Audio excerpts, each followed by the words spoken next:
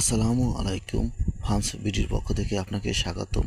এখন আমি আপনাদের সাথে ভিডিওতে যে বিষয় নিয়ে আলোচনা করব সেই বিষয়টি হলো কুমড়ো গাছের পোকে আক্রমণ করলে কীরকম হয়ে যায়, এই বিষয় নিয়ে এই ভিডিওতে আলোচনা করা হবে।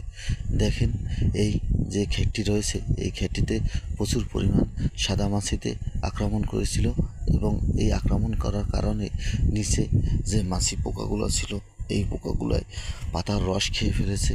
পাতার রস খেয়ে ফেলার কারণে গাছগুলো হলুদ হয়ে গেছে এবং এই সাথে সাথে যে সাদামাছি মারার যে ঔষধটি ব্যবহার করতে হবে, এই কৃষক ভাই সেই ঔষধটি ব্যবহার না করে অন্য একটি গ্রুপের ঔষধ ব্যবহার করছে, যা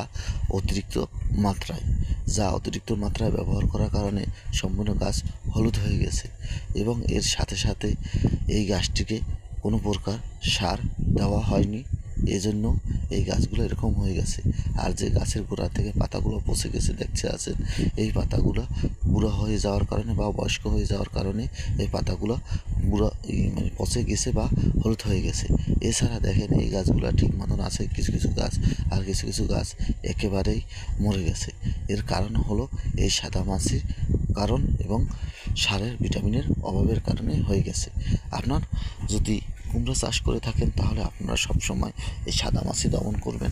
সাদামাছি পাতার নিচে থাকে, পাতার নিচে থেকে পাতার রস খেয়ে ফেলে। এই রস খেয়ে ফেলে পাতা হলুদ হয়ে যায় এবং গাছ আস্তে আস্তে পুষ্টিতে কোঁকড়া হয়ে যায় বা গ্রোথ কমে যায়। সম্পূর্ণ গাছটি হলুদ হয়ে যায়, ফল ও ফুল আসলে ঝরে পড়ে যায়। এই সমস্যাটি হয়ে থাকে। এভাবে যদি হয়ে থাকে তা আপনারা সাদামাছি দমনের জন্য যে কোনো একটি কীটনাশক ব্যবহার করবেন, তাহলে আপনার সমস্যাটির সমাধান হয়ে যাবে। আমার ভিডিওটি ভালো লাগলে প্লিজ লাইক, শেয়ার, কমেন্ট এবং সাবস্ক্রাইব করবেন।